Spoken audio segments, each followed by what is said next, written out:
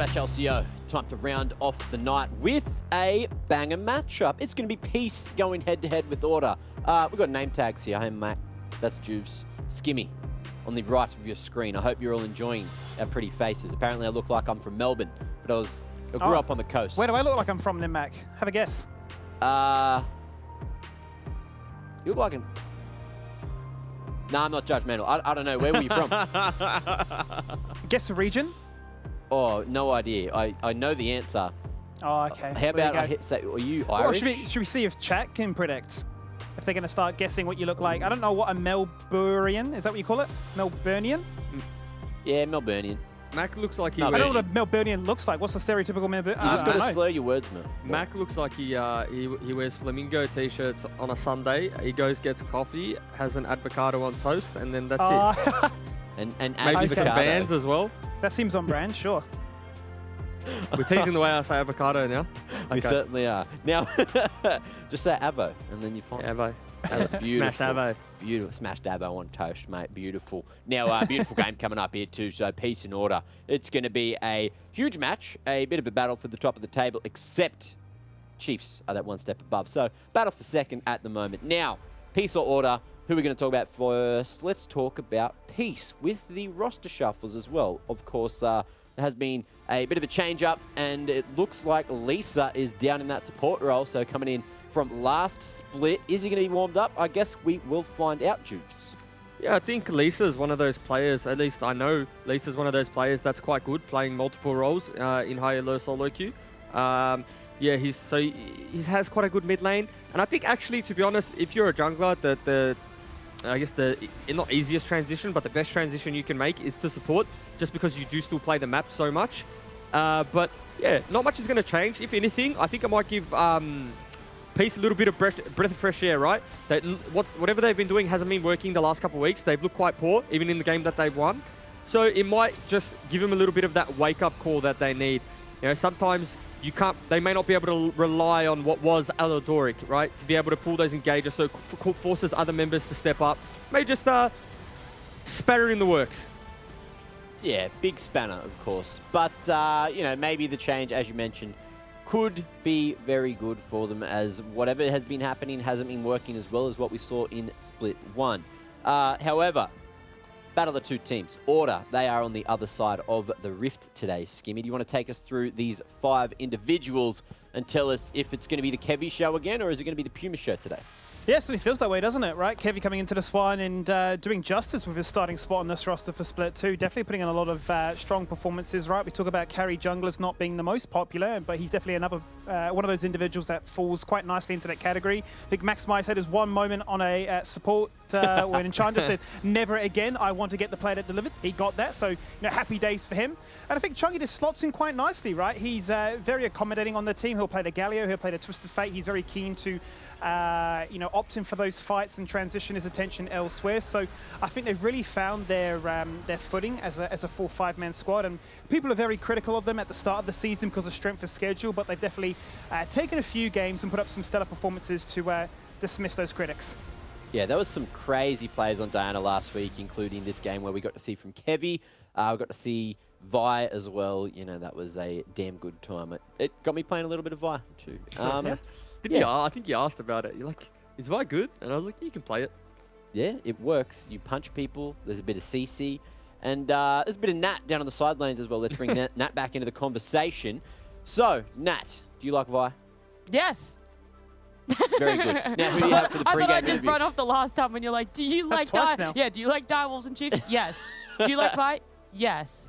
But yes, down in the sidelines, I have Appy and Max joining me for the pre-game interview. Thank you both so much for joining me. Appy, I want to know, how is the atmosphere down in the team and how are you feeling coming into this game? Feeling good.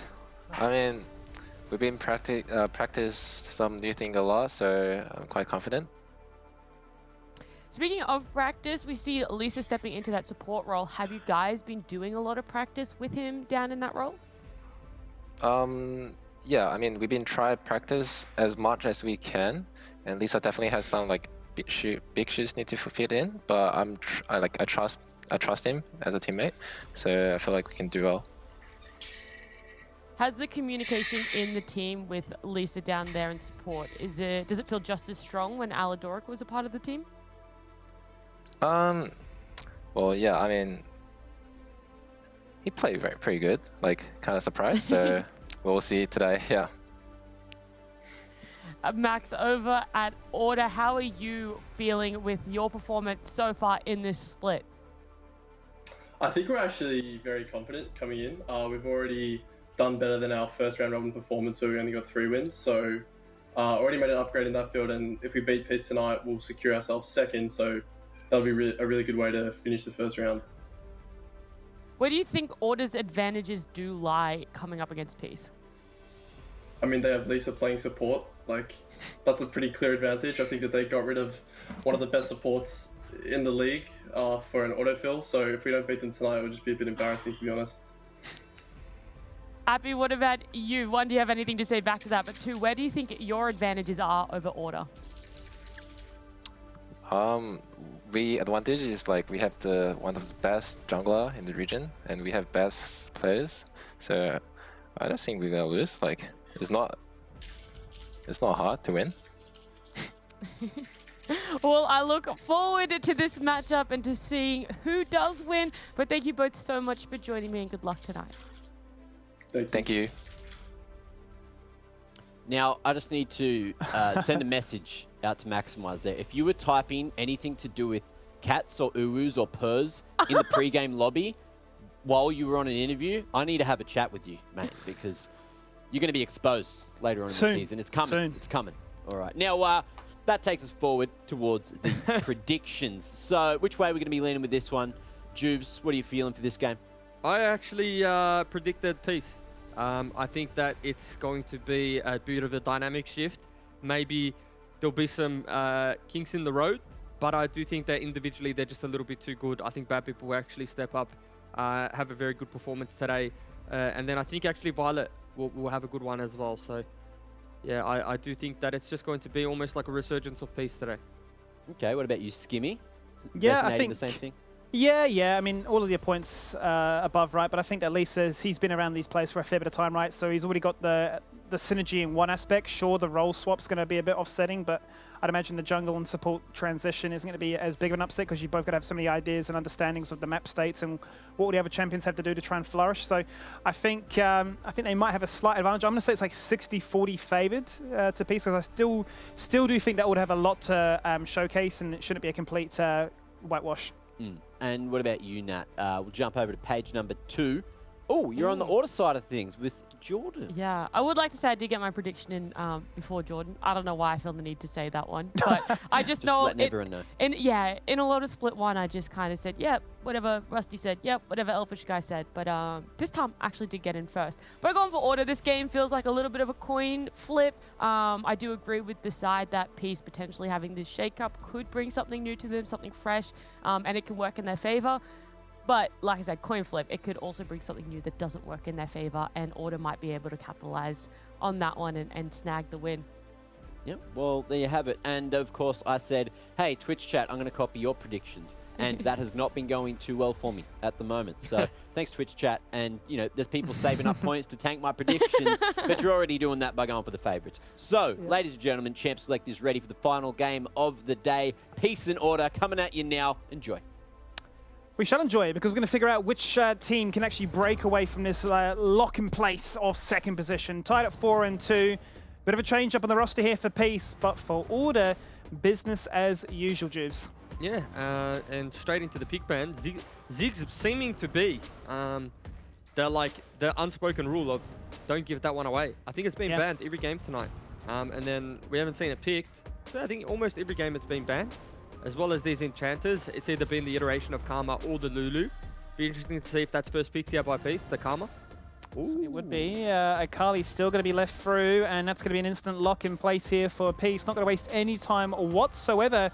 We've only seen one pick of the Akali so far, and that was from Halo last week into Legacy. Yeah, it was actually, you're right. And, you know, arguably Halo, maybe one of his better champions. I haven't seen Appy play it. I don't think it's been a champion that we've seen him pick up, but the thing that kind of caught my attention was the Karma and the Ezreal. If Ezreal wasn't hard enough to kill, here you go, take Karma as well. If Ezreal didn't have a tanky enough build, sure, give him the empowered mantra as well.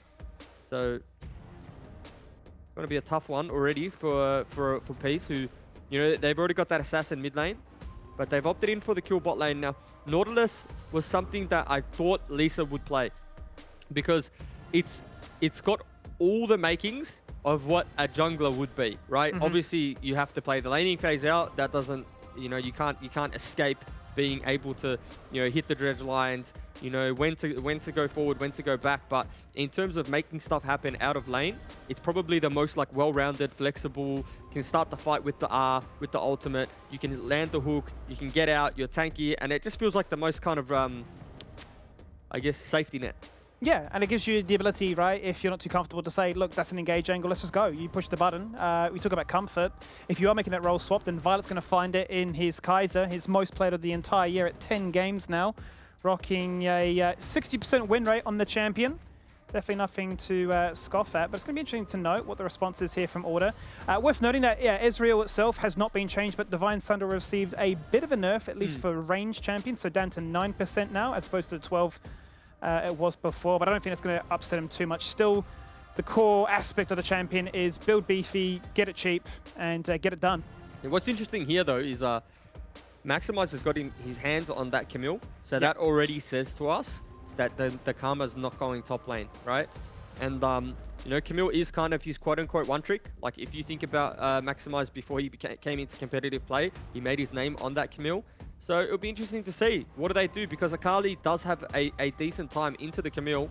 And I wonder if that's just going to be a mirror matchup. Like, is the Akali going to follow? Is Halo maybe going to play top lane into the Camille? Depends who's got the experience, but I dare say maybe it's Akali in the mid lane.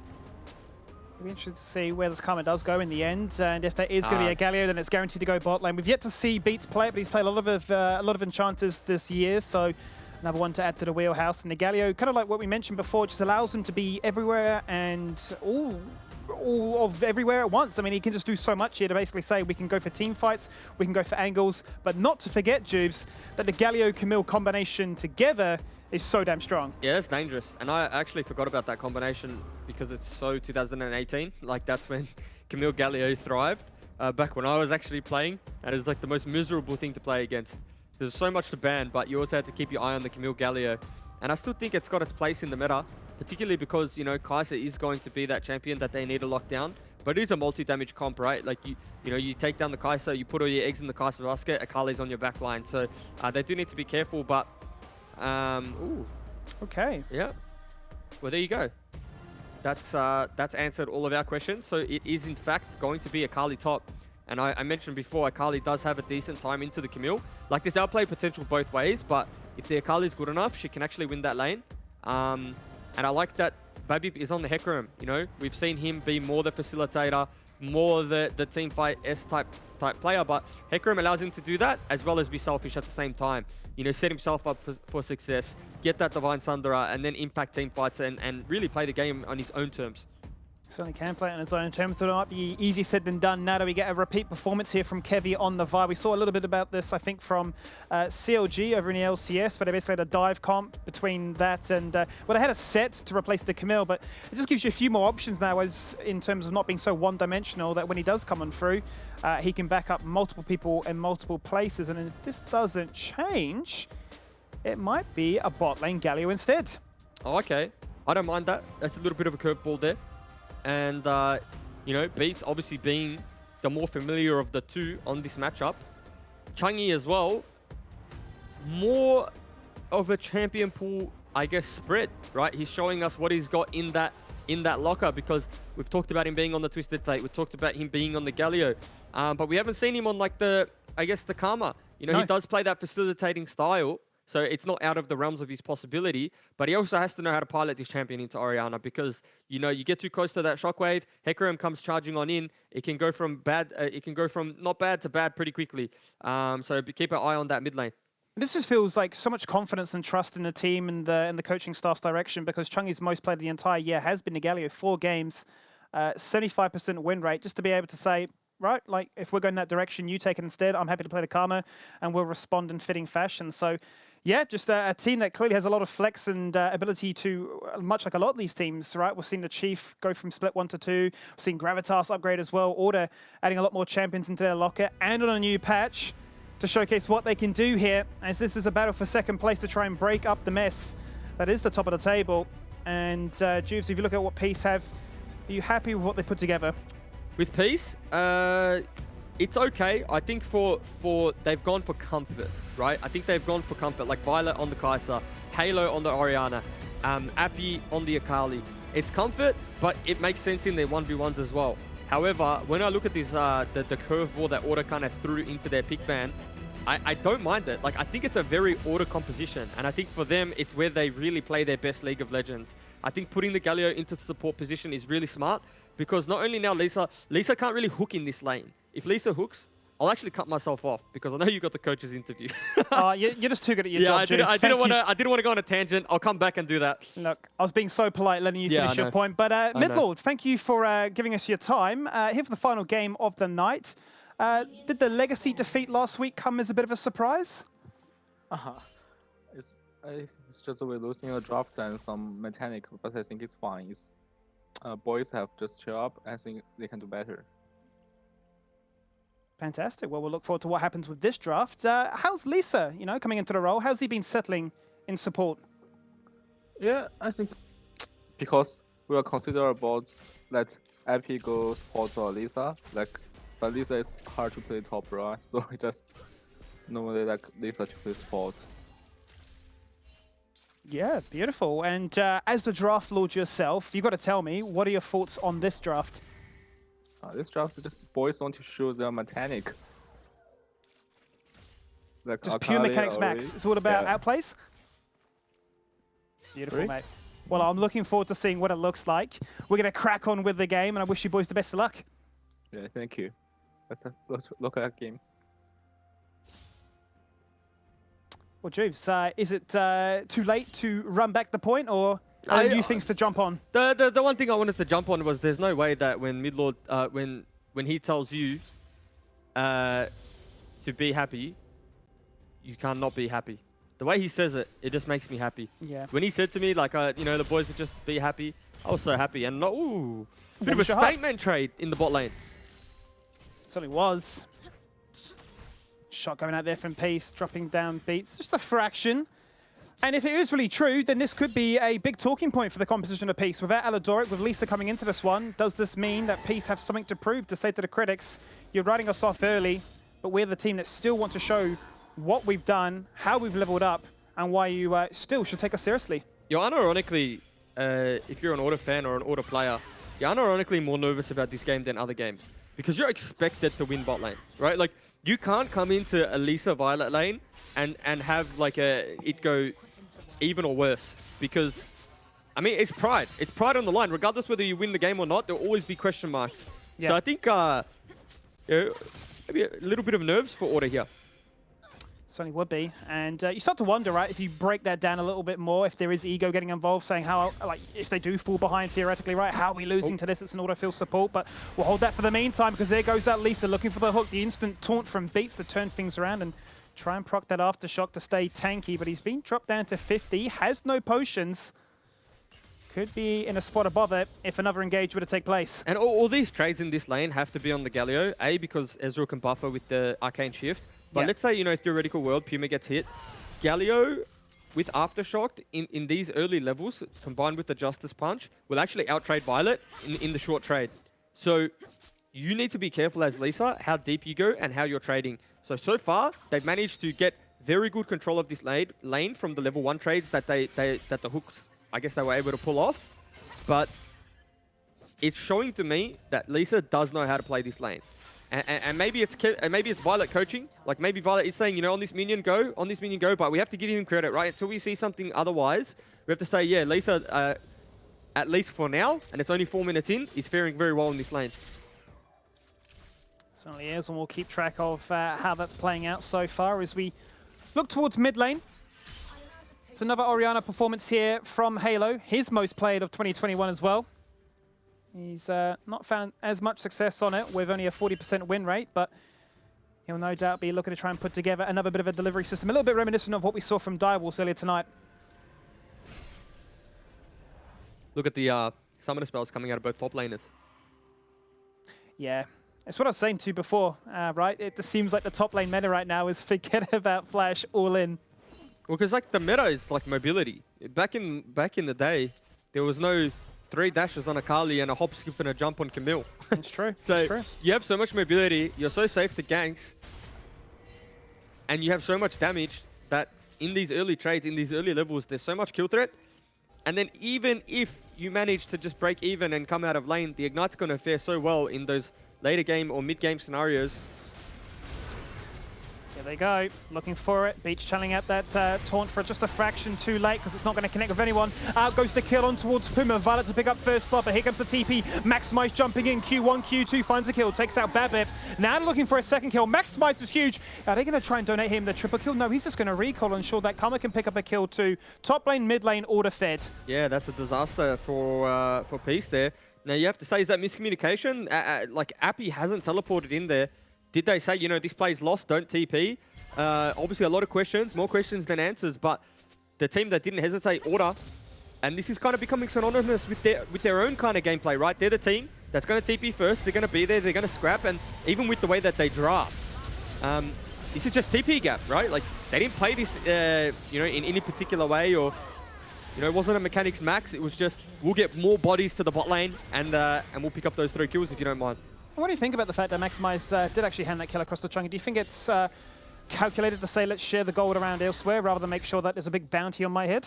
Look, to be honest with you, it's not bad. Like, Chungy did TP, and for what cost? Like, he is down 17 CS, so he probably needed that kill more than anything, right? Like, because even though it's a Karma, even though the sole responsibility of that champion is going to be empower you as being Maximize, you know, you still don't want Chungy to be in a deficit in a hole where he's sitting on half an item and Halo's got the mythic. So I think it's just more smart and it's really showing again the evolution of what Maximize, maybe last split or maybe a year ago, Maximize would have taken that kill. He'd have the triple kill in top side and press tab 20 minutes later and wondering why the game was over. It's good times. Yep. We definitely know that he's got it in his wheelhouse of playing those champions that can be quite greedy to try and accelerate themselves nice and early. But as you said, Appy did not TP, so he still has an advantage elsewhere on the map if he were to try and threaten that. And whilst he didn't get any kills or participation, he did acquire a bit of a CS lead to try and adjust this lane state to favor him too. And that's the important thing to take stock of too, right? It's like, it's easy to get carried away with kills because they give you so much and they look pretty. You see 3-1, it's pretty. You're like, okay, we're in a very good spot in this game. But then you start to look at, you know, the CS discrepancies that we start to see in the top lane, in the mid lane, and probably now in the bot lane, as we're looking at this nice Violet graphic. And he's actually gone in there, Beats. Oh. Appy needs to be careful right now as out comes the Justice Punch locking him in place. And whilst he's locked in place, the Hextech Ultimatum, the Shroud expires. He's looking to try and dash away and he hits it. The ult disengaged, back to the tower, and back to safety. He played that pretty well. I mean, he got Chungy's flash, so gotta be happy with that one. But the thing I wanted to touch on was like, the kills don't mean anything in the sense if you're that far down in farm, right? And like, 30 CS lead now in mid lane. So I'd argue that he's probably down gold now. A little bit of a CS lead still in the top side, and all of a sudden, Peace have a gold lead. So it looks bad, but it's not all doom and gloom, right? Like, Violet's still ahead. Your solo lanes are still ahead. It's just a hiccup, but it can't happen again. Saw it there, Juves, even Twitch chat predicting that about 60% feel like this is order favored. Yeah, I mean, their draft is good, right? Their draft makes a lot of sense. And so I think the thing that we haven't, I guess, spoken about and rated is, whilst it, albeit not a big one, the Galio Magic Shield. Yeah. Into mitigate a whole bunch of this right now. So I need to hold that fort for 2 seconds because Beats goes in, hits a 2-man taunt. There's the Q, there's the damage, there's the chance to try and take out Halo. There was an Ignite used, but they just needed one more auto attack, anything really, and he would have fallen down. Yeah, and I mean, those instances, the one we saw top lane, and the one we saw top lane with Chungy flashing over the wall, that one in the mid lane, they're close misses, but they're almost momentum changes in the sense that Beats has no flash, no ignite. You survive that, you start to get more confidence. Now you know you can play up a little bit more in lane, less of a threat, and then you start to like turn the tide of the game. And we're already seeing this with Babbitt picking up the Rift Herald, right? Like Appy's slowly turning his lane around, forcing maximized base. So this is just like little advantages that Peace are getting that you don't really want to see if you're an Order fan, specifically with how this early game's played out so far. Absolutely, right? You're thinking you got all those kills, return to those lane states and just, you know, bully your opposition now with the item advantage that you've got from all that gold. But easier said than done, it would seem so far, as Order were hunting for that kill, and that could have definitely furthered the aggression and the momentum, as you mentioned, towards this being a good start for Order. Yep. It's worth noting that they've got themselves the first dragon, so whilst Babbitt picked up the Herald, they at least have that to play for too.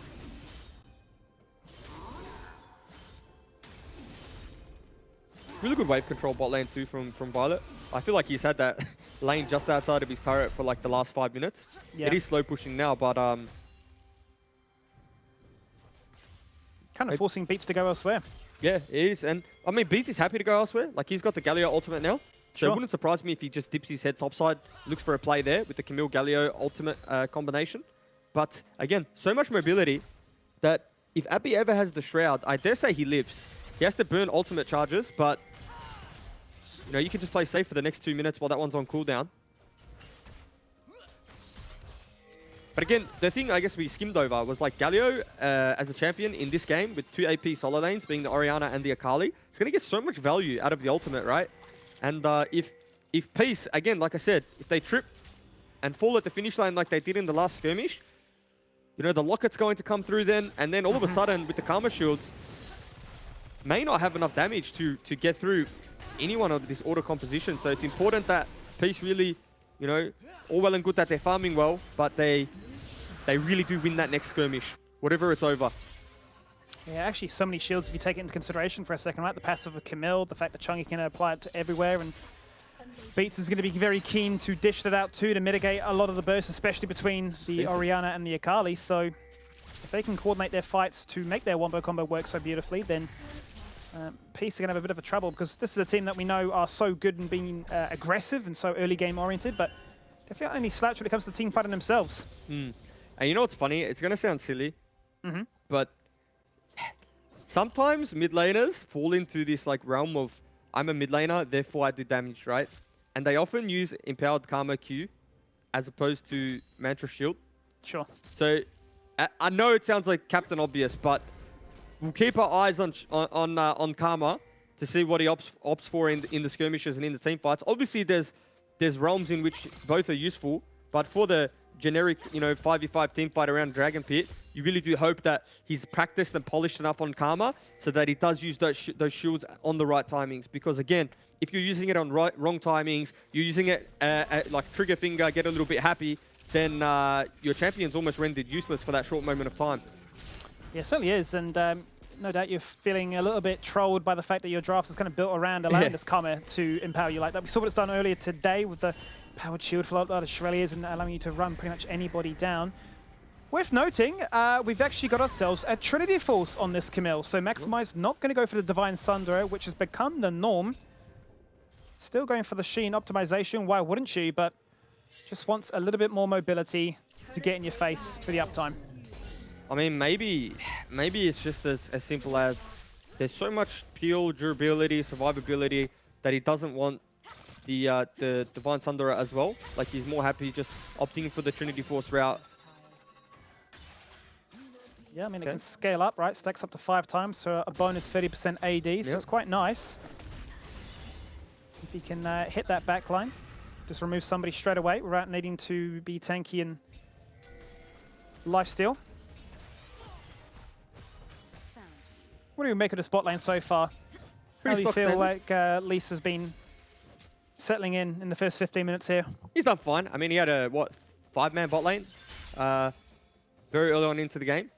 And, you know, they've always just edged that CS lead.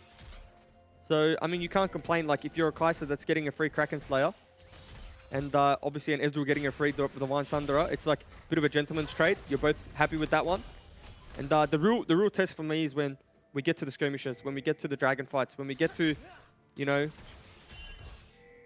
places on the map where you need to be practiced and you need to be comfortable. At the moment, in terms of vision control, in terms of, I guess, where he's been in the right places. Nothing to complain about. Doesn't look like he's out of place. So you can ask for. And is that, as you say, it really will be their true test if he can navigate the team fights well. Put themselves in those game-winning positions. So many times we've seen teams get down to mere inches as to which team determined the overall success of that fight, who came out ahead. But ever since that initial TP and a bit of chaos down bot lane, it really has slowed down a fair bit. And Peace have just continued to farm and pretty much forget about the fact that Order have all the kills. Yeah, and it slowed down, like you said, and... Okay. I wouldn't mind Peace fighting here. Obviously, if Babip comes down to match this in a 3v3, because they do have the item advantage, right? Like, Violet has Kraken Slayer, Ezreal just sitting on components. Both junglers have full mythics completed, so...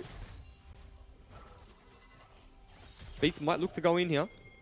Chungi is resetting, but he will have a TP. No, going to cancel that one as Halo's hovering between mid and bot, deciding if he needs to come in. There won't be any vision in the bot tri-brush, so he can get in undetected.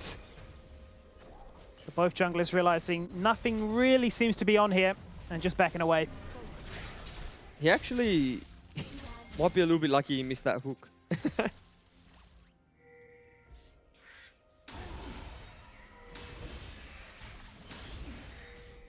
Little bit of a slow game. Probably the slowest one of the night, all things considered, right? With how this game started, like you said. Looked like it was absolutely just going to blow out. But Peace done a good job. They're actually building on a gold lead just from laning. Right, like down 2 kills, up 1k. Second Rift Herald here. Remember, slightly more important now because they buffed the gold you get from turrets.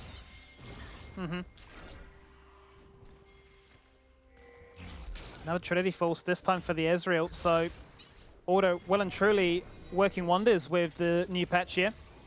Kevy going to stick to what is true and trusted, but the rest of the team here don't want to be tanky. They just want to delete you from the game as easy as can be. Hook once again does not connect because there's a minion in the way, but whether or not that was the hook that Lisa really wanted, as they're going to look to try and do a bit of a rumble for the third spawning of the dragon this game. Might be our first 5v5 skimmy. Lisa did get poked out though.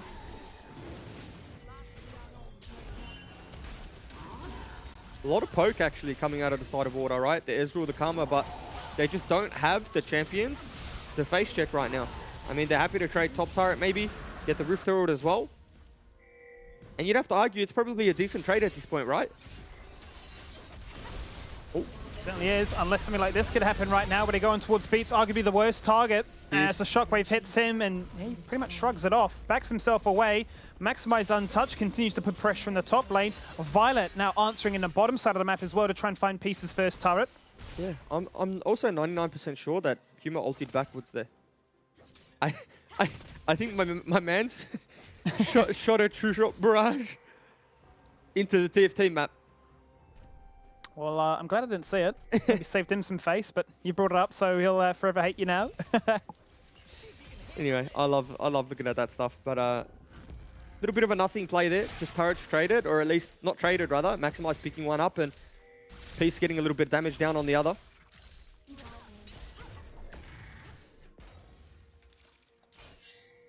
I wonder if this will be a bit of a hull-breaker game.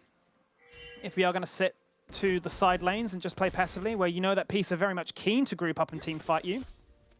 Whether or not they're quite content just leaving Maximize to the side and posturing aggressively as a 4-man.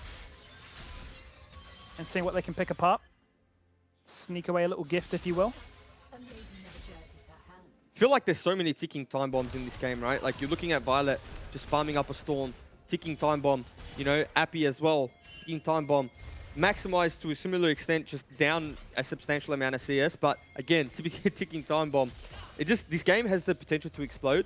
And we know, like, every individual is arguably on one of their better champions, right? Like we talked about Winkle. Whatever it is. It might not be the complete explosion you're after, Jubes, but it's definitely going to be one that's going to find a kill at least. Beats caught on rotation and punished beautifully there by Peace. It's hard to see what actually happened there. We might get a replay coming on through. But Looks like the trigger was pulled from Lisa, followed up by Babip, and no flash on Beats. He's as good as dead. And again, even though Babip is on the Hecarim, you see he still gave that kill away to Violet. Like, he didn't use the Q, like the Hecarim swing. Yeah. It's still a little bit of a respect kill giveaway. Not saying, oh, nice hook. It's the Onslaught of Shadows, right, to follow things up initially, but we've seen it time and time again. It's the fact that we know that we give kills to Violet, he will perform. Like, Babip 100% has Q up there. And he gets that kill every day of the week with the Sheen proc in particular.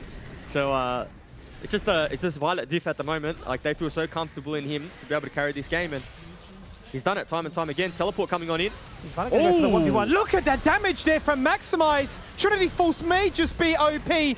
Forget about the hero's entrance because Maximize is the hero. He's dying to the Ignite, but running away from this turret. And the True Shot Barrage, but that's not friendly fire, but it's Appy looking to try and go for R1 and R2, and he'll find one. Hecarim will find two, and it'll end up being a 2-for-1 trade. That looks so good for Order, and they're almost I guess the bane of their demise there was they were trying to save Maximize. You got to be happy with the 1-for-1. Like, if you're trading 1-for-1 there in that scenario, I believe Violet had a bounty. I could be wrong, but if he did, we'll get a replay. It's so clean. Like, the Camille mechanics coming out there, using the Camille ultimate to juke the hook, and just a little bit too deep. There's still a turret there. I think Order realized a little bit too late. They try and get to the Karma and maybe play this team fight out, but it's just too little too late. Ezreal shows up too late to the party, and nice pick up here, but Appy's getting, well, I mean, Maximize too now, but they're getting into scary territory, right? Where damage, the 80 carries don't exist right now. Yeah. How disgusting was that initial burst that Maximize put on towards Violet, right? The fact that he jumps on him, he's already down to 50%. Yeah. It's unreal. And also, thing to note, Skimmy, Ezreal's also got the Trinity Force. Yeah, I mentioned before, right? It just seems that, like, Order are ahead of the curve here, at least for patch analysis with the changes going its way. Forget about Divine Sunder, but that's old tech.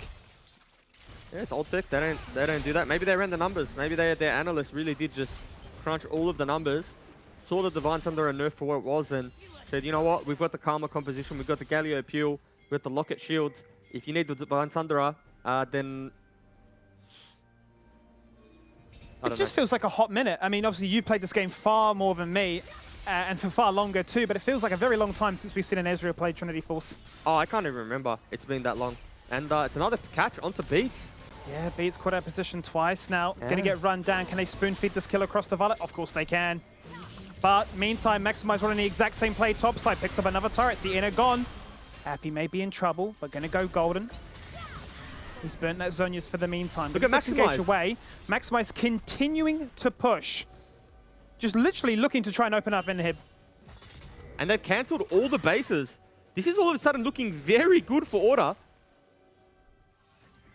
We're getting an insight into what Order are doing. This literally is their game plan. He's been set in top lane for such a long time. He'll group up, he'll get a kill. Now there's the depth charge, looking to try and lock him in place. But in the 2v1, you'd bank your money that he will win this one. He's got Ignite, he's got an ulti. He's just going to try and buff through these cooldowns as long as he can. The Ruthless Onslaught gets buffeted, and Babip somehow survives. That's the best piece could have played that one. And they have finally removed Maximize from the game. Yeah, Babip played that extremely well.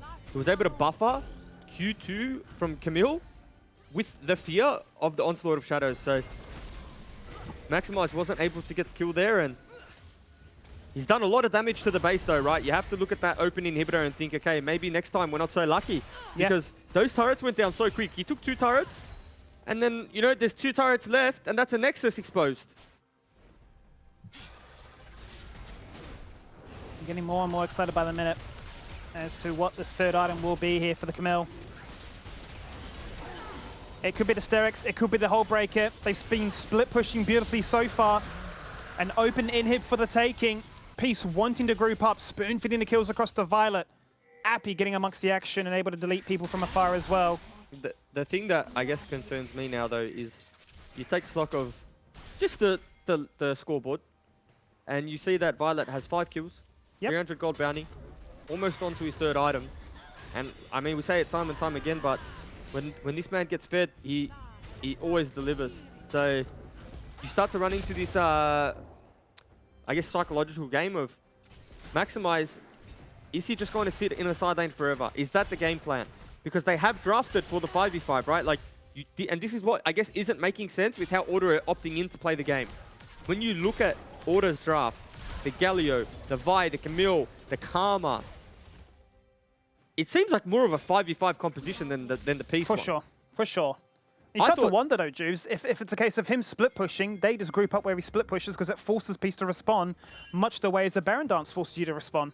Yeah, but I thought that it would be Peace are the ones forcing the agenda, forcing, you know, the side lane match, like we're seeing now. But it's actually Peace just grouping, and if you're being brutally honest, Peace just gifting them it on a hamper. Yeah, a couple of those kills against this KDA have been from just being picked apart, and max range hook just sidestepped. Puma filling himself a fraction, but that might mean the punishment comes out where two people just get pounced upon like this. Redemption goes down, but it might not be anything to redeem here because Violet now has 7 kills to his name. In comes the boys of Kevi. As Maximize is left to his devices once again. It's Peace grouping up as 5, forcing their fight because it's always a 5v4. Yeah, so that Baron's as good as gone, but what can Maximize get in return? Is he able to pick up 1 turret? Is he able to pick up 2 turrets? But such a good force coming out of Peace there. And I mean, not to hype up the man, but Lisa really impressed me in that scenario. Again, it was only a Nautilus ultimate, but he made the right decision. Like, as soon as Puma Ezreal Arcane shift forward, he just said, you know what, I'm not even going to risk the hook. I'm just going to throw the ultimate out, hit that. Puma trolled his mid laner just a little bit by flashing in front of him, and then Chungy got knocked up. And it was just picture perfect. And we're just seeing, I guess, the resurgence of Peace. I don't want to say it too early, but this Order outfit's been looking good for so many weeks, and Peace are just looking better. It's been a slower game. It's not been without Order winning a few skirmishes, but for the most part, it has felt like Peace have been in control. It really has been, in very different directions as to how they want to get across the finishing line, right? There is the whole breaker finally, so he's clearly a man on a mission to say, we want these inhibs. I'm not going to settle until one of them does fall down. Definitely isn't going to be shy of grouping up and team fighting, because we saw what he's able to do to Violet moments before. Yeah. But I mean, like, if you wanted to team fight, like, if that was your objective, the Sterax would just be a million times better. For sure. Even for the sure. GA, if you want to go that route, like the assassination route. So for me, this says, Maximize has literally just signed the check that says, I'm not grouping for the rest of the game now. You can bring people to me, or I'll bring people to me, and you can team fight as the 4. But until then, they might even try and race the Baron, which, let's see, this actually, I'm not sure how this one fares, because they do have no, it's an open Nexus. I mean, not open Nexus, open inhibitor. That's just gone. Yeah. That is just gone. The cost is high for Peace. Oh, wow, the damage. And he's dead. Oh. I don't think it needs any commentary at this stage here, Juves, because it just speaks for itself right now. Lisa in trouble, forced to dash away. There's a redemption from Karma that tops up Order. All back to 100% as they take down that. Violet as an AD carry on the flank with red buff and Baron. Just reminding them that they are uninvited, unwelcome. This game, I mean, it's Caster's curse, but it's getting Monka S territory again, because Camille has opted in for split push items. It's just 1 TP. Yeah, 1 TP on a ward, and that's a backdoor. That's it. It's over. 1 minion wave. The cursed backdoor. LCO is it's thriving on it. I don't think we'd see it come out from Order.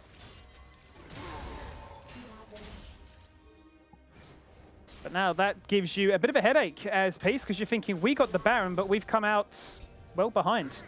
Yeah, I mean, they've got the Baron. They still have time to utilize it. Or do they? I actually can't see the timer. Oh, 20 seconds, top left. Oh, there you go. Oh, okay. Of course. I forgot our production team was a lot better than... They're so smurf, mate. A lot better than me. But, oh, it's been a long night. I'll tell you that much. But no, 10 seconds left on the Baron, so they won't get anything off it. Elder is spawning. Sorry, not Elder. Soul is spawning. And look at the total gold on there, right? It's really the battle of Violet. Can he out-team fight you, or can Maximize out-macro you? Exactly. And he's not grouping, right? Look at him. Top side. Peace guaranteed themselves a soul point. Now they're going to turn their attention towards Kevy. He may just be as good as gone. Assault and Battery only buying time, but how much time can it buy? Because there's a big wave stacked up top. There's a cannon that will be inspired. And they're working their way straight towards the Nexus itself. Now it becomes the case of Order, looking to try and deny these recalls. Not going to overcommit here. No need to panic. Still early days. And if you were to lose a soul, if you're an Order fan, the soul that you would I guess, happily lose is this one. It is the Cloud Soul, but then to play Devil's Advocate, there is the soul that Peace could probably utilize the best is the Cloud one, right? Like the Hecarim ult, Yeah. Orianna ult, Akali ult. There's so many ultimates where they actually get a lot of value, and it's not often you say that because most ultimates, I guess, require you to be stationary. High impact for sure. Yeah, so it's kind of like a double-edged sword. The one thing that I really like that Peace are doing right now is that the only way they lose this game that they feel is through split push threat. So they're actually pushing out the biggest threat, which is the open inhibitor topside. Yeah. Now, Camille's identified that, Maximize has identified that. Now he's looking for a bot lane play. On the way pings though, is he going for the 1v1? How does Appy navigate this one? Because bear in mind, we go back to how it all started. Both are running TP Ignite. So definitely a lot of kill pressure between the two of them. Games like this are just, no matter what, like, it feels like Peace have been in control for the majority, right? It's fair to say, in terms of map control, in terms of starting fights on their own terms, like, they're up 5 kills. They've got Soul. However, it just feels like it's on a knife's edge still. It feels like at any moment, one mistake, Maximize ends the game. I start to wonder, who's more stressed in a situation like this? Is it Maximize to find the right moment, or is it Peace to know how to defend? I can tell you right now, the team that's most stressed is the 5v5 team, is the team that wants to fight but can't find it. So, like, if you're Order, you're just playing wave clear duties and you're waiting for Maximize to find the right opportunity. You're trying to pressure the other side of the map just enough that it gains Peace's attention. Maybe even throw a few bodies at them so that Maximize can win the game on his own. Now, Peace are the ones, like, you never want to lose to a backdoor. You never want to... It's like, it's the one thing in League of Legends where, like, you take losing in a 5v5 all day of the week because they were the better man. But losing it to a Maximize split push is just the worst things. Like, I tell you right now, Peace are just really trying to get control of these side lanes and keep control of their composure. Maybe he's just addicted to having won the play that delivered last season. Maybe he wants some more food juice. He wants to eat like a king. He's clearly looking to try and put his team on the back here and say, look, you know, you give me vision, give me ideas, and bait out the opposition to come towards you. I'd actually argue now, Camille could team fight. Camille, at this point in the game, could find either Violet access or Halo access, but I just don't know if what Order have in the Vi, the Ezreal, and the Karma is enough to stop the Akali, Hecarim, the Orianna, right?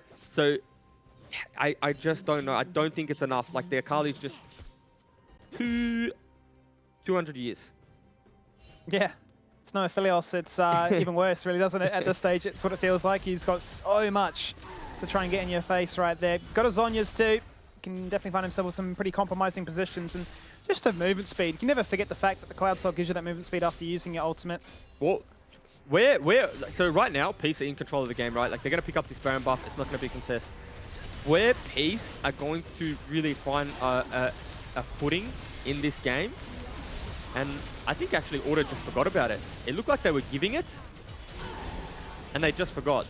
Yeah. Or they just weren't in position, not forgot. Obviously, you don't forget about Baron, but they just weren't in position to contest it. So that's a little bit of a misplay there, but the one thing... Okay. Okay. The one thing I wanted to say where Order really do start to take over the game again is when Elder spawns. Because... I might hold the thought. It's getting a bit dicey. It certainly is. I can feel what you're trying to get at, but the game state itself probably not allowing you to. Yeah, I can't. I wanna break it down, but I can't.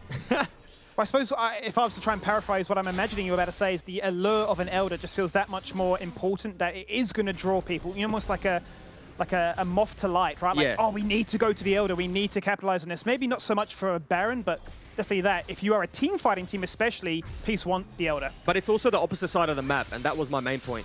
So Camille's TP'd here. Look at that. He's TP'd. He's committed. So now it's further away from the Elder Dragon. Before, the Baron is close to the inhibitor. Therefore, you know, it's very easy for Peace to collapse and keep that inhibitor alive. But at this point in the game, when the Elder Drake is going to be spawning so soon, you now make Peace make a decision. Do they send 2 to stop you taking that inhib? Can Akali do it on her own? We'll have to see. And you're going to see from the minimap posturing, Peace are clearly wanting to go straight down through mid. They've got a cannon. They want to buff up. They want to push. They want to find pressure on the map, passively pushing for them too. But as soon as they saw Maximize go topside, they start to run towards him.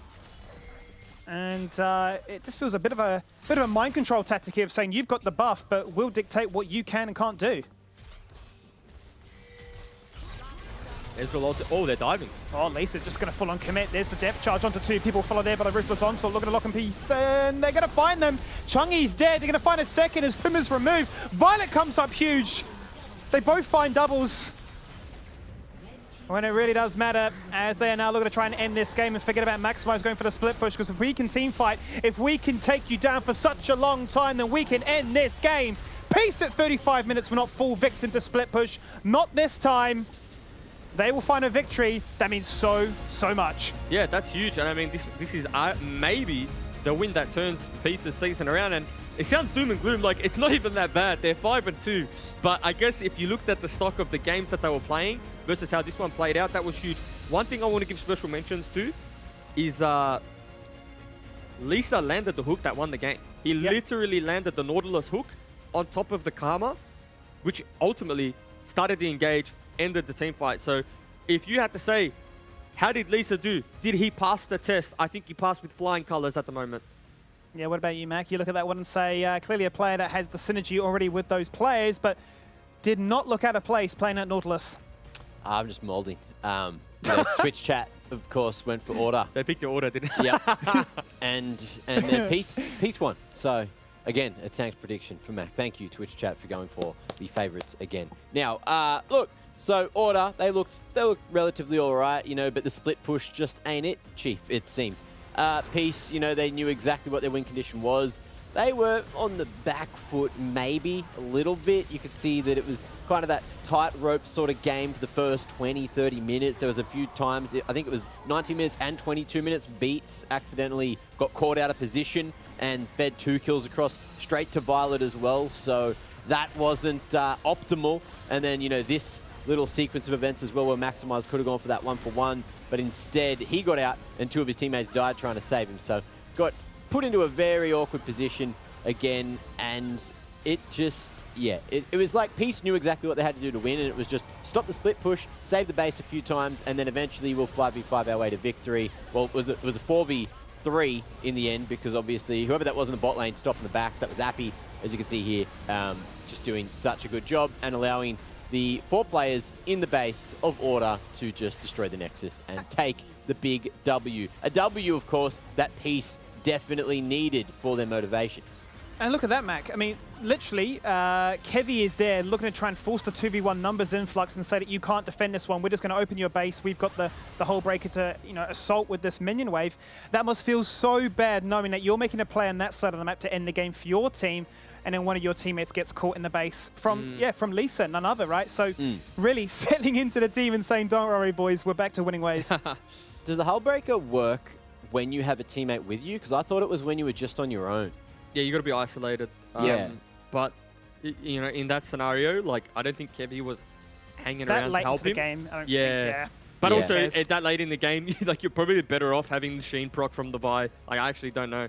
But more or less, I think Kevy was trying to base. But then when they saw the teleport coming in, he tried cancelling it. And then, well, I might as well stay. I might as well stay for the party. Yeah, and then, you know, sequence of events happened that we saw, and the gold diff again going to Peace, and everything just working out for them. So they're on the board, and now they are tied up the top of the table with Chiefs. So big congratulations for them. And we have someone that is going to have a quick chat down on the side lanes with one of the winners. Nat, who do you have to chat to? I have one half of the bottom lane. I'm going to be chatting to Violet after such an amazing win. Firstly, congratulations. But I want to know, how's the team feeling, and how are you feeling after landing with Lisa? We're feeling very happy about that win. It was like a pretty big change. I want to give like a shout out to Lisa. Like, he came into like the support position like 2-3 days ago, and it was like a really big change for me. I wasn't very confident like at the start, like playing with him, but his mechanics are pretty good. Like, he can land his hooks and stuff. It's just like the other things about support, like base timing, like word to ward, moving across the map. The whole team has been like a massive help in helping him learn all those things. So he's slowly like being able to adapt to like playing support on stage. Yeah. You say only 2-3 days ago, and that, you know, you didn't have too much confidence, but what exactly were you guys working on to make it such a dominant performance down there in bot lane? I think honestly, like, I just pretty much have to like tell Lisa, like, at the start I had to like tell Lisa like when he could like look for engage and stuff, but like now that he's like like he's a very fast learner. Like as I said, like he got challenger. He plays like multiple roles. I think like mid jungle. He plays a bit of AD carry as well. So like it wasn't like super difficult for him to like pick up things and like learn like the angles and stuff after we discussed it together. Awesome work. I also want to ask, during that game, it felt a little bit back and forth. You know, for some time, it looked as if Order had the reins on that game, but you guys ultimately ended up getting the win. Firstly, what was your mind going through? What were you thinking when the game was so back and forth? But also, who made that call to just keep pushing at the end and just to end the game? I think it was mostly Leo making the call that he was gonna like I think I don't really remember exactly. I think someone called that Camille no TP, so we were like, if they show this wave, we're just gonna run at them and dive them if Camille is like staying top. So that's pretty much what happened. But I don't remember exactly who like made the call. I think it was like Leo and someone else that called out the TP, that Camille no TP. So we made that play like based off that. Well, it worked out for you guys, but congratulations again on a win to close out round 1, and thank you for talking to me.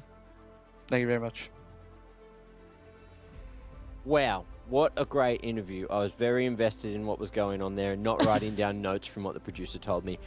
Good to hear from Violet as always. And it was just such a, good decision. So he said that someone noticed that the teleport was missing, and that was pretty much the go point when they did show. So you can see that, someone switched on the team. Unfortunately, Violet didn't know who said it. So we don't know who the shot caller was for that, or at least who the key information gatherer was. But they certainly got across the line. So that'll bring us to the DoorDash player that delivered. And guess what? He had big shoes to fill, and he certainly filled them. It is Elisa for the DoorDash player that delivered for the final game of the day. So coming in clutch, coming in fresh, and coming in with a $100 DoorDash voucher. So big W there on the Nautilus. 11 assists, 1 death, 84% kill participation. And you were saying, Jubes, the hook that won the game? Well, I think it's fair to give it to him in the sense that you put him in a late game position where he's up against a split pusher, where he needs to make a play to end this game. And he lands the hook onto crucial member, multi-man knockup with the Nautilus ultimate. And he really just pulled the trigger in every scenario I can remember that got them the advantages in the skirmishes. And again, big shoes to fill. And I think he did a pretty admirable job. Yeah, I think definitely to come into that one, and Juves mentioned it on the cast, that it's going to feel like a bit of an ego game in the bot lane matchup for them to go into Puma and Beats. They had something to prove. Beats got caught out of position twice. The hooks were landing pretty beautifully in laning phase. They were then finding success in a few of the skirmishes, right? We were seeing the ultimate, forcing then Chungy to get knocked up as well in a compromising situation. And then just to end the game too, I think if you come into a roster and can play like that, it just feels good twice. Well, that was the player that delivered, but we do have a play of the day, and you three don't know what it is. But do you want to take some stabs? Jubes, you first. Surely it's Swayth quadra kill on the Gwen when we did the snippity snip. The snip, snippity snip. All right, Skimmy, what about you? Yeah, I was going to go for that one as well, because he got 2 quadras in the game, and it feels too hard to pass up. Yeah, Dazonya's into like the quadra was nice. Okay, and Nat, what are you thinking? Look, I do agree with them, but I'm gonna say that it's actually from the Gravitas game when they scored an ace. Okay. Okay. I have And no that idea. was that at the end? Yeah, Or was that, near the end. it was at the end? Well, Nat, you're on the bloody money because it's Safa with the big team fight up against PGG. So that's the play of the day. Are we going to get some Jubes by Jubes or some Nat by Nat? I'll be What's honest, going on? I don't have anything witty to say. That's the problem. Okay. Well, Nat, look, it's all up to you. All Ready? right, if it runs it back, yeah, I'll try my best. I'll try to be hyped. I'll try to do Juve's justice. Try. I'll chuck a Space Jam in there somewhere for you too. Just for you, You can buddy. only try. All right, here we go. We see Gravitas on the Dragon, but instead Deco is going to be called out of position, and he's going to start thinking about Bradith getting caught out as well, and Floppy's just on top of them, and Saf is actually, he's like, Saf is just going to jump in too. The team's going to get split, but Saf is also going to run on top of Bradith, and Poppy wants to come in there and defend Bradith, and I'm getting really tongue-tied right now, but all you have to do is focus on Saf and how he keeps regenning, and Bradith thinks that he's got him, but he doesn't. He goes golden. Saf is going to sit there. He's going to try and dunk on Bradith. Space, jam, bam, slam, junk, whatever Jubes normally says there. That's the end of it. Unironically was good. You know what you're missing? You're missing at the end there for complete on-brand Juves. Oh, the one where we won? Gravitas Oh, Glory. sorry, yeah. You did need to say Gravitas that. Glory. But was missing, Sapper bro. with the slam dunk. Gravitas Glory. Sorry. Next time. If Nat like new ability names, like all of them, and just then it's actually like better than Skimmy. Oh, I wouldn't go that Oh, far. true. Ooh. True. I'm already been benched. Maybe the curse of OPL play-by-play casters comes back. I'm gone. It's all right. There you have it. Me and you'll be shipped off package deal.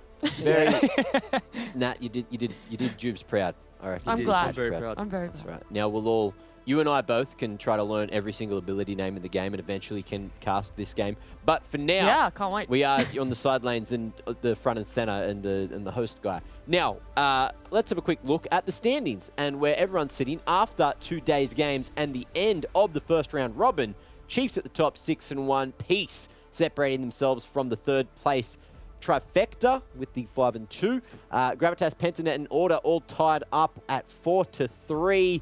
Then you got Legacy in 6th, Direwolves in 7th, 2-5, and Mammoth still hunting for that first W. And they've been close a few times, so you got to remember that. So even though it is 0-7, a lot of those games were very damn close. And look, there's still 2 more rounds in the round robin to get some more Ws there. So it's not all over Red Rover. It's 1/3 done though. Jubes, are you happy with what you see here?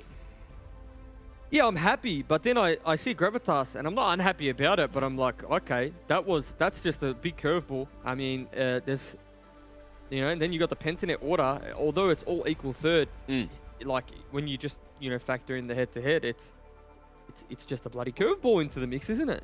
Yeah, Gravitas are outright third, right? Because they've been the only team to beat Peace between those other two. So you start to think, what reality are we in? What dystopian future has presented this kind of outcome? It's crazy to think that Direwolves the 7th and Gravitas are third. It's a huge level of progression from split 1 to 2. And I mean, from a viewing experience, it must be so hype. But I'm sure the players themselves and the teams are so stressed, thinking, what on earth has happened? Yeah, I love it's it. just crazy. I love it because, like, in all the interviews, most of the teams now that are sitting at the top that were at the bottom of the ladder beforehand are saying that they're practicing more, they're taking it more seriously, they're scrimming a lot more. So it's like, what they're putting in is being paid off. They're doing extremely well compared to Split 1, and I hope to see it continue. That's it. If you do the crime, you do the time. Is that what the saying is? Yeah, Something I don't like think that. it They did the applies to crime this. finishing second last. now Then they put in the time. Yeah. Yeah, it kind of works. Anyway, let's have a look at what games are going to be coming up tomorrow here on the DoorDash LCO. First off, 6 p.m, Gravitas and Legacy. This is going to be a banger if Legacy play well and Gravitas play like they have been. It's going to set the tone for the evening. You got Mammoth and Order as the second game there at 7 p.m. Order looking pretty good. Mammoth also pretty good. Could this be their first W? Find out next. 8 p.m, the Chiefs and Peace looking to go head-to-head. So this is going to be a star-struck match, especially if Peace play as well as they did today. Chiefs, want to get a bit of redemption as well. And then you got Direwolves and Pentanet going up at 9 p.m. Let's see if Pentanet can pull that 5th W or if Direwolves are going to be able to sort out whatever issues they are currently facing because something is not going right for them. Nat, what's your favorite game of the day? Which one's it going to be? Because there's a few good ones here. Peace, Chiefs, 110%. You know what I mean? Like, we just see a Peace shake up in the roster for tonight. We will see where it ends up tomorrow. But on top of that, Chiefs only losing that game to Peace, I believe, in the first round 1 and winning all their others. Now it's come full circle. This is the time Chiefs have settled into, I guess, their roster, where they're supposed to be, how they've been playing. And if they get this win there, then they've back-to-back fully won every single game against the team. Oh, this is the one. they have two. Oh, This is the one to end off the streak. Yeah, the full 7. That'd be poggers indeed. Yeah.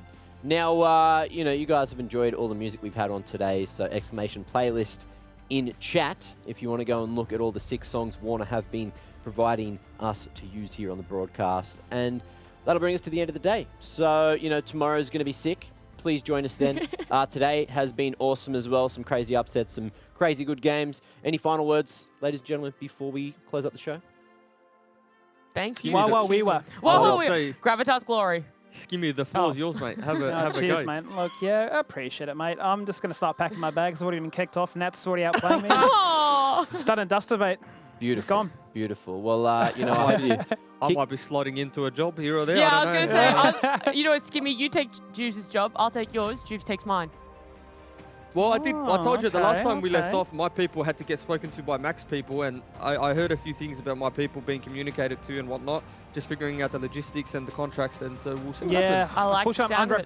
underrepresented. I need a talent agency, so, you know, somebody needs You do, to it's help called- represent me. Look, I I'll said you represent you. guys could say goodnight. I Thank you, didn't bro. say you could run a Oh. podcast. We got a Oh, show sorry. to end, ladies Here and we go, gentlemen. mate. All right, thank you all for watching. See you again tomorrow afternoon at 5:30 p.m. AEST. Love you dearly. Have a good night.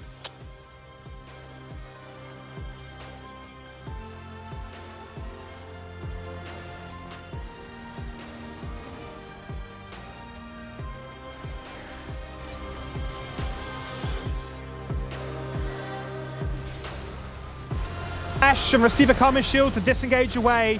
The members, the Bruiser Boys of Mammoth, flashing to commit, but they can't find the resets, they can't find the kills. There's going to be a flawless ace Okay, for Legacy. Yet to see who that one might be, but Gunkrab gets locked in place so far. Swave jumping in. Top wave. The Ruthless Onslaught is absolutely huge, knocks up 4 people. But Gunkrab dies anyway, it doesn't seem to matter. The Direwolves are finding 2, only found 2, but it's a battle between both these junglers who can get the uptime and who can try and turn things around, who can get the chance to be the hero on this occasion. A shot. They've just started it. Yeah, as soon as I see Chaz back in the base, he does have TP, but he has to respond to all those supers, looking to try and crash the game. He's looking for the poke, but he'll look for the execute too. Fate School comes out, Decoy goes the wrong way, but still somehow survives. Glacial Fissure locks them in place, and here comes the Void Rush, and there's a damage delete from Meccano, pouncing upon the enemy support player, looking for a kill. Forget Yale to go for the fight and go for the game-ending play. Predator does find a kill. He takes out the jungler, but it is Kiyose that is just finding reset after reset. Predator sidesteps, but not for much longer. Gravitas are swarming the opposition with numbers, with damage, and just outright confidence, and will finally get themselves an ace to end this game. That's a... Oh, they're diving.